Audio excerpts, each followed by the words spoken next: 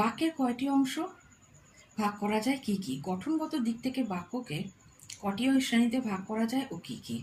ব্যাকরণে বাক্যকে দুটি অংশে ভাগ করা যায়, উদ্দেশ্য ও বিধেয়। যেমন অপু ফিরে এলো, এখানে অপু উদ্দেশ্য, ফিরে এলো বিধেয়।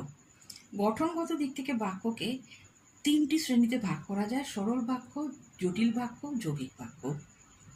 বাক্যের তাহলে সংজ্ঞাটা কি?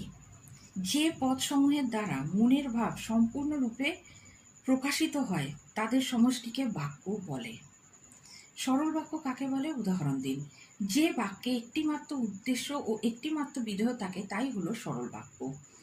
আচার্য সুনীতি কুমার চট্টোপাধ্যায়ের মতে সরল বাক্যে একাধিক উদ্দেশ্য পদ থাকতে পারে, কিন্তু বিধেয় পদ একটিই থাকবে, সেটি সমাপিকা ক্রিয়া। যেমন সাইকেলে গোপাল, ঘোড়ায় নেপাল, রিকশাতে দেবপাল শহর ঘুরে দেখল, এখানে সমাপিকা ক্রিয়া একটি।